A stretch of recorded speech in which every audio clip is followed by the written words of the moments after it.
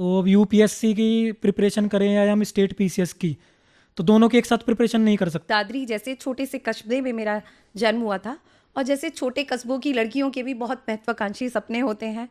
हो सकता है उनको सुविधाएं और तकलीफ़ों से उन्हें बहुत ज़्यादा गुजरना पड़ता है। मेरी शादी बहुत जल्दी होने के कारण मैं वो जो मेरा एम्बिशंस थे वो कहीं ना कहीं हमारी जिम्मेदारियों के बोझ तले छिप गए। लेकिन मेरे परिवार में ऐसी घटनाएं हुई, मेरे भाई के निधन के पश्चात मैंने लोगों को देखा। मैं खुद 2 बेटियों की जब माँ बन गई तो मैंने ये देखा कि आप कितने भी शिक्षित हो तो समाज आपको उस नज़र से नहीं देखता। Till then you are not having such a respectable position in society. Okay, तो नमस्कार दोस्तों, स्वागत है आपका बीबीएन फैक्ट्स के इस पहले पॉडकास्ट में। दोस्तों, अगर आपने कभी अपनी लाइफ में किसी भी कॉम्पिटिटिव एग्जाम की तैयारी की है, चाहे वो यूपीएससी हो, स्टेट पीसीएस हो या फिर एसएससी ही क्यों ना हो, तो ये पॉडकास्ट स्पेशली आपके लिए है और उन सभी महिलाओं के लिए जो अपने गृहस्थ जीवन की जिम्मेदारियों को पूरा करते करते अपने सपने कहीं ना कहीं छोड़ देती हैं। आइए जानते हैं मिसेस दीपा भाटी से, जो एक पीसीएस ऑफिसर तो हैं ही, साथ में एक मदर भी हैं, और कैसे उन्होंने अपने गृहस्थ जीवन के साथ साथ ये स्टेट पीसीएस का एग्ज़ाम निकाला, और जिन्होंने इस कहावत को सच किया है कि age is just a number to start anything new. पढ़ाई की कोई उम्र नहीं होती दोस्तों। उनकी ये प्रिपरेशन जर्नी हम सभी के लिए एक इंस्पिरेशन है। तो आइए चलते हैं मिस दीपा भाटी के कुछ लाइफ एक्सपीरियंसेस के बारे में जानते हैं कि उन्होंने कैसे कैसे एग्ज़ाम क्लियर किया, जो अभी एक एजुकेशन डिपार्टमेंट में एक पीसीएस अधिकारी हैं।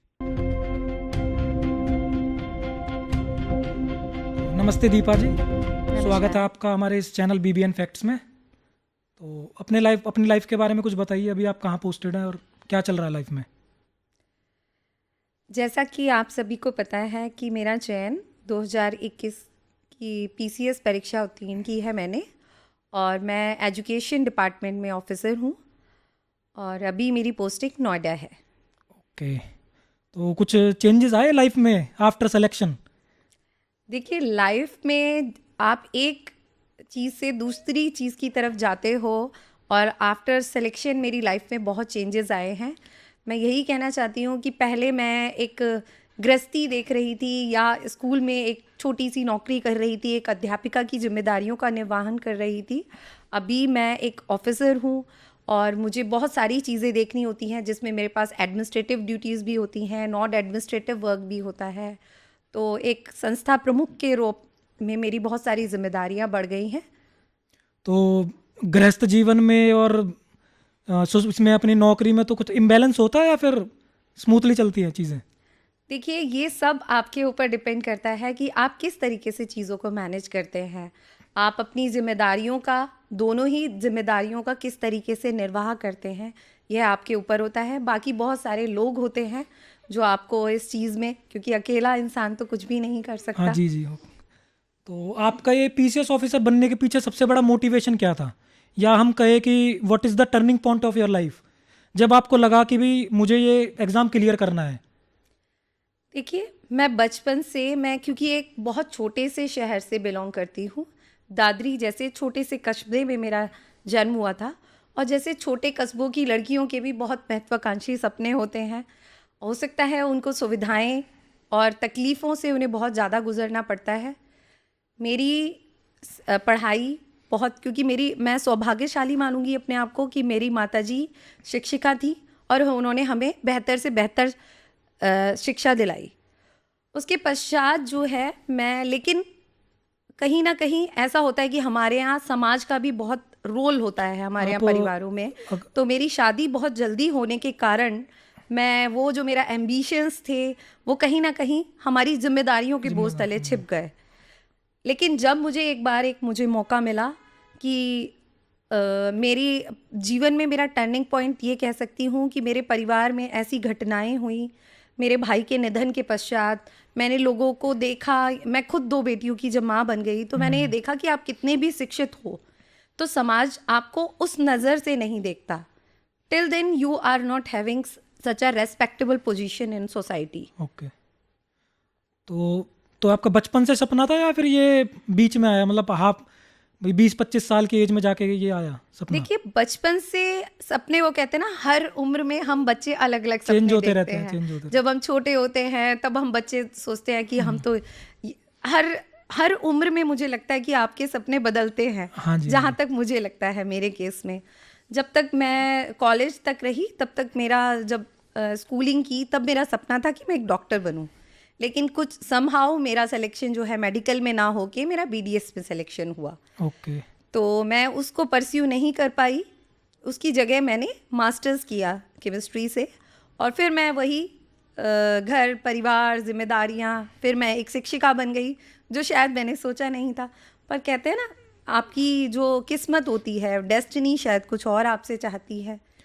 तो हमारे इस व्यूअर्स में से काफ़ी सारी लेडीज़ होंगी जो जिनकी फैमिली है और जिनके जो अपने मतलब जिनके बच्चे हैं और वो साथ में प्रिपरेशन नहीं कर पाते या उनको मतलब गृहस्थ जीवन से निकलने का कभी मौका ही नहीं मिलता अपने सपने पूरा करने का, तो आप उनके लिए क्या मैसेज देना चाहेंगी? देखिए, मैं सारी लड़कियों से यही कहूँगी। आज मैं आफ्टर सिलेक्शन में बहुत जगह जाती हूँ, वर्कशॉप्स में जाती हूँ, फंक्शंस में जाती हूँ, तो मैंने ये पाया कि सारी, इनफैक्ट जो लड़कियाँ होती हैं ना, सपने कभी भी किसी के ख़त्म नहीं होते, सपने सब देखते हैं। तो सबके मैं मन में लड़कियों को वो। ये कहती हूँ, कहीं ना कहीं दबी एक इच्छा सबके अंदर होती है हाँ कि जी। हम कुछ करें। हाँ हाँ। और जो लड़कियां आज घरों में हैं, जिनकी पढ़ाइयाँ रुक गई हैं, जो शादी करके अपने सपने भूल गई हैं, मैं कहती हूँ लड़कियों को कि सपने देखो।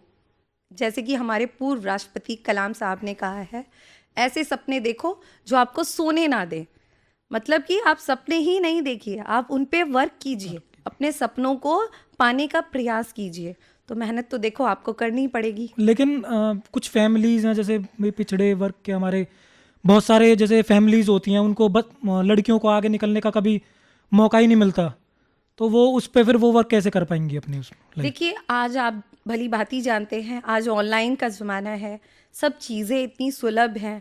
हम आज इंटरनेट के माध्यम से घर बैठे बुक्स प्राप्त कर सकते हैं, ऑनलाइन कोर्सेज कर सकते हैं, अनअकैडमी, बायजूस, कितने सारे, बहुत सारे प्रोग्राम प्लेटफॉर्म्स हैं जहाँ पे कि आप पढ़ाई कर सकते हैं, बुक्स आप ऑनलाइन ऑर्डर कर सकते हैं। और अब ऐसा है नहीं कि आपको किसी बड़े शहर में जाके, किसी बड़े इंस्टीट्यूशन में जाके आपको पढ़ाई करनी पड़ेगी। अगर आप चाहें तो घर बैठ के भी तैयारी कर सकते हैं। अच्छा। और हमारे जैसे कई एस्पिरेंट्स होते हैं, वो काफ़ी अटेम्प्ट्स देने के बाद भी उनके मन में कहीं ना कहीं ये सवाल चलता रहता है कि अटेम्प्ट्स तो निकल ही रहे हैं, साथ में एज भी निकल रही है, जिसकी वजह से वो डिप्रेशन में जाते हैं, एग्जाम्स पे ध्यान नहीं दे पाते। तो उस चीज़ को आपने कैसे टैकल किया? आपका कौन सा अटेम्प्ट था बाय द वे? मेरा एक्चुअली ये थर्ड अटेम्प्ट में सिलेक्शन हुआ है मेरा। देखिए, जब हम मेहनत करते हैं लेकिन हम सफल नहीं हो पाते, ज़रूरी नहीं कि हर प्रयास के बाद आपको एक ही प्रयास में सफलता मिले। और ये तो ऐसे एग्ज़ाम हैं जिन्हें लाखों बच्चे देते हैं और सीट्स बहुत कम हैं। तो हमें मेहनत इस तरीके से अपनी करनी चाहिए, मेहनत हमें पूरा 100% अपना देना चाहिए। बाकी हम किस्मत के सहारे, किस्मत का रोल है इस सब में। और कोशिश कीजिए, जब भी आप असफल हों तो वो कहते हैं ना, रीस्टार्ट। अभी आपने रीस्टार्ट, हाँ जी। रिसेंटली मूवी देखी है आपने, 12th फेल। हाँ, तो उसमें आपने देखा मूवी में किस तरीके से वो कहता है रीस्टार्ट। रीस्टार्ट। तो जब तक आप रीस्टार्ट नहीं करेंगे, और मैं ये भी कहना चाहती हूँ सारे एस्पायरेंट्स को जो इन एग्ज़ाम्स की प्रिपरेशन कर रहे हैं, उन्हें एक अपना प्लान भी बना के रखना चाहिए। ऐसा नहीं है कि आप फाइनली आप अपने सारे अटेम्प्ट ख़त्म कर दें और उसके बाद आप खाली हाथ लौट के आ जाएं।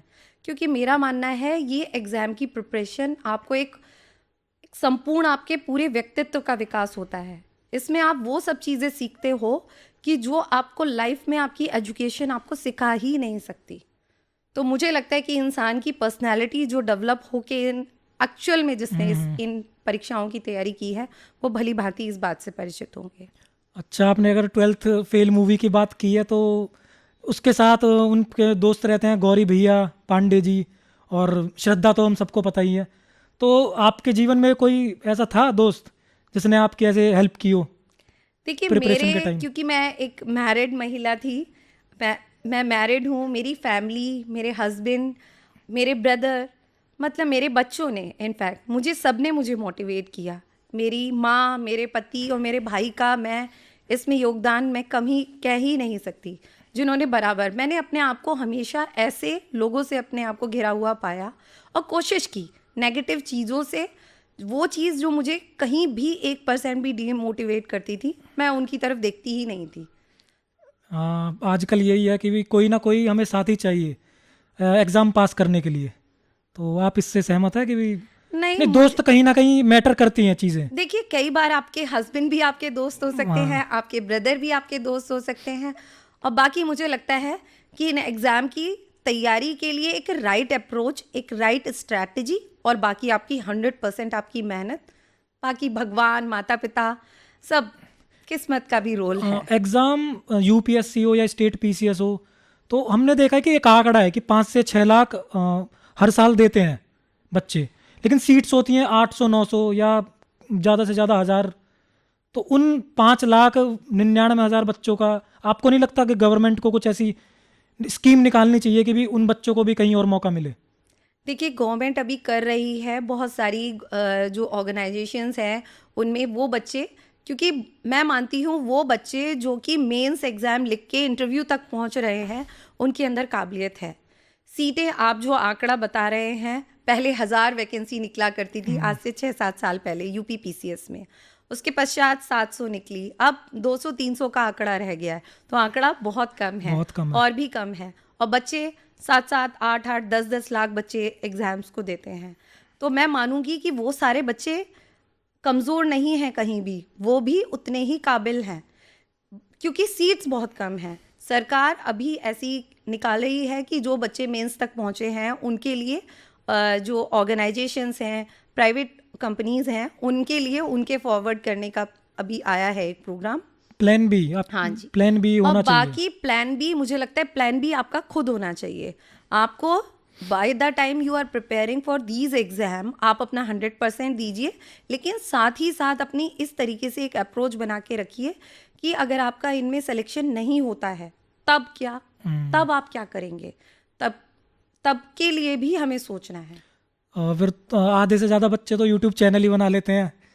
देखिए यूट्यूब चैनल बनाएं, या फिर एक शिक्षक बन के निकलें, या फिर आपकी जो क्वालिफिकेशंस हैं आप उन चीज़ों में भी कुछ काम कर सकते हैं। कहीं ना कहीं वो फेल तो कभी नहीं होगा इंसान। लॉन्ग टर्म में कुछ ना चीज़ें सफल हो ही जाती हैं। जी बिल्कुल। अच्छा, और हमारे जो एस्पिरेंट है कि आपको क्या लगता है कि वो सबसे कॉमन गलती क्या करते हैं? मतलब या हम कहीं अंडररेटेड गलती जिस पे कोई ध्यान ही नहीं देता। देखिए बच्चे, हर बच्चे की गलतियां, कुछ ना कुछ वीकनेस ज़रूर रहती हैं एग्ज़ाम में। जैसे कि प्री में बच्चे, पहले होता क्या था कि हम लोग एक स्टैटिक की तैयारी कर लिया करते थे, घटना चक्र किताबें थी, कुछ स्टैंडर्ड बुक्स थी, उनको पढ़ के पीसीएस निकल जाता था। अभी एग्ज़ाम का पैटर्न बहुत चेंज हो रहा है, बहुत डायनेमिक हो रहा है। यूपीएससी भी हर साल, यूपीएससी तो अपने आप में अनप्रडिक्टेबल है, लेकिन पीसीएस जो है वो भी चेंज उसके अंदर आ रहा है।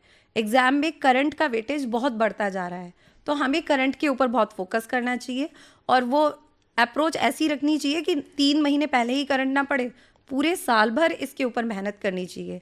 आंसर राइटिंग की बहुत अच्छे से प्रैक्टिस करनी चाहिए। अच्छा, चेंज से ये यूपी स्टेट पीसीएस में कुछ चेंज हुआ है ना ऑप्शनल में? अभी रिसेंटली आप जानते हैं कि ऑप्शनल के पेपर्स जो थे वो अभी ऑप्शनल हट गया है। तो आपके अकॉर्डिंग ये ठीक हुआ है, आपको नहीं लगता कहीं ना देखिए, कहीं गलत हुआ है? इसमें मेरा मानना है कि स्केलिंग के बहुत सारे मसले थे, और उसकी वजह से कहीं ना कहीं जो आर्ट्स के बच्चे थे वो सफ़र करते थे। तो मुझे लगता है ठीक है, जो चीज़ सबके लिए भले में है वो अच्छी है।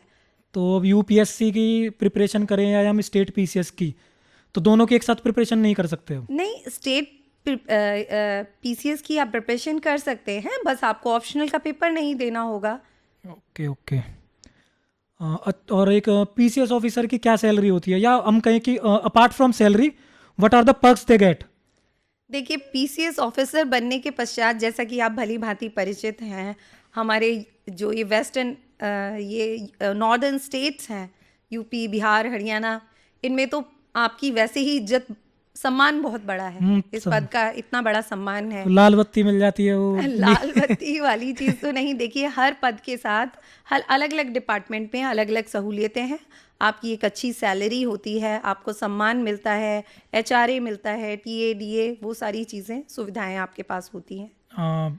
और ये जैसे लोगों के मन में रहता है कि भाई एक अधिकारी बन गए तो हमें एक बंगला मिल जाएगा, एक गाड़ी मिल जाएगी, और हमें पता नहीं क्या क्या मिल जाएगा, तो वो सब वो कब देखिए, कैसे मिलता ये है? डिपेंड करता है, आप भी जानते हैं अलग अलग शहर में अलग अलग तरीके और अलग अलग डिपार्टमेंट की आप चीज़ें होती पोस्ट हैं। पोस्ट के अकॉर्डिंग हाँ, मिलता है सब पोस्ट के चीज़ें। अकॉर्डिंग मिलती भी आप एजुकेशन डिपार्टमेंट में हैं, जी। तो एजुकेशन डिपार्टमेंट में जैसे हमारे ग्रामीण में जो स्कूल्स होते हैं, और कुछ मतलब आपने देखा होगा कि हमारे जो इंडियंस की वो सोच है कि हमारा इंडियन एजुकेशन सिस्टम अच्छा नहीं है, और गांव के, और आपने भी देखा होगा गवर्नमेंट स्कूल में कोई बच्चे पढ़ाना नहीं चाहता, अब सब देखिए, प्राइवेट स्कूल की तरफ भाग रहे हैं। हमारे यहाँ आप जानते हैं कि गवर्नमेंट स्कूल में हम कोई भी अपने बच्चे भेजना नहीं चाहते, तो उसके कारण बहुत हैं। उसका सबसे बड़ा कारण तो आप जानते हैं, वहाँ पे इंफ्रास्ट्रक्चर नहीं है। इंफ्रास्ट्रक्चर, जब स्कूल की बिल्डिंग नहीं होगी, वहाँ पे जो सुविधाएं हैं, ज़रूरी सुविधाएं, पंखा, इलेक्ट्रिसिटी, ये सब, पेयजल की सुविधा, ये सारी सुविधाएं नहीं होंगी। टीचर्स, हम भी जानते हैं कि गवर्नमेंट स्कूल्स के टीचर्स बहुत एग्ज़ाम क्रैक करके आए हुए होते हैं, वो क्वालिफाइड होते हैं, नॉलेज है उनको। उनको प्रॉपर नॉलेज है। मुझे लगता है कि शायद इंफ्रास्ट्रक्चर कम होने का, लेकिन अभी हमारी सरकार बहुत प्रयास कर रही है इस चीज़ में। अब आप जाके देखिए हमारे बेसिक शिक्षा विभाग में, माध्यमिक शिक्षा विभाग में, आप स्कूल्स जाके देखिए, इस चीज़ के ऊपर बहुत वर्क हो रहा है। अभी जैसे आपने, आपकी लाइफ में जैसे गृहस्थ जीवन था उस टाइम, तो गृहस्थ जीवन के साथ बच्चों को भी मतलब स्कूल भेजना है, और खुद भी आप टीचर थी, और उसके बाद पढ़ना, तो उस चीज़ को आपने कैसे मैनेज किया, मतलब टाइमिंग्स कैसे मैनेज की उसके लिए? देखिए, मेरे बच्चे जब स्कूल चले जाते थे, स्कूल जाने के बाद, मेरे हस्बैंड के ऑफिस जाने के बाद जो मेरे पास समय बचता था, उसमें उसी समय में मुझे अपनी पढ़ाई ख़त्म करनी होती थी। अपनी घर की जिम्मेदारियों को साथ साथ कंप्लीट करना है, खाना बनाना, जल्दी से बैठना। जहाँ एक नॉर्मल एस्पायरेंट को कोई चीज़ अगर 1 घंटे में करनी है, या उसके पास 3 घंटे हैं, मेरे लिए उसके लिए सिर्फ 1 घंटा होता था। तो मुझे, मेरा कंपटीशन उन एस्पायरेंट्स के साथ था। मैं मान के चलती थी जो मुखर्जी नगर में, जो करोल बाग में घंटों घंटों पढ़ रहे हैं, जिनके ऊपर कोई जिम्मेदारियां नहीं हैं, पर वो कहते हैं ना, प्रेशर से इंसान कई बार कुछ ज़्यादा बेहतर कर पाता है। तो मुझे लगता है शायद मेरे ऊपर इस सब चीज़ों का प्रेशर था, उसके कारण मैं बेहतर कर पाई।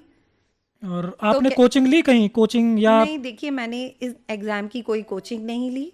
मैंने सब ऑनलाइन से ही रिसर्च करके, कुछ बाकी मेरे बड़े भाई साहब थे, उनके गाइडेंस के द्वारा मैंने इस एग्ज़ाम की एक अपनी स्ट्रैटेजी बनाई, अपनी बुक लिस्ट तैयार की, उसके बाद पढ़ाई शुरू की। तो काफ़ी लोगों की जो सोच होती है कि भाई बिना कोचिंग के तो इतना बड़ा एग्ज़ाम है, क्लियर नहीं होगा। तो जैसे लोग जाते हैं मुखर्जी नगर में, देखते हैं इतनी भीड़ है, राजेंद्र नगर, आपने अभी एस्पिरेंट एक सीरीज़ आई हुई है, वहाँ राजेंद्र नगर का दिखाया हुआ उन्होंने पूरा। तो आपको नहीं लगा कि अब मुझे भी कोचिंग लेनी चाहिए? कभी सेल्फ डाउट नहीं आया कि यार मेरे से होगा नहीं होगा ऐसे? नहीं, मुझे इस चीज़ का कोई कभी भी सेल्फ डाउट नहीं आया। मुझे नहीं लगा, मुझे लगा कि शायद मैं खुद से, मुझे लगता है कि शायद मैंने जो रिसर्च वर्क किया उससे मुझे लगा कि मैं कर सकती हूँ बेहतर। मुझे लगता है कि किसी इंसान ने अगर ग्रेजुएशन तक अपनी पढ़ाई अच्छे से, क्योंकि एक मिनिमम क्वालिफिकेशन जो होती है इन एग्ज़ाम्स के लिए, वो ग्रेजुएशन होती है, बेसिक जी जी। क्वालिफिकेशन। बाकी अलग अलग तरीके की स्पेशल पोस्ट में अलग अलग क्वालिफिकेशन डिमांड करता है।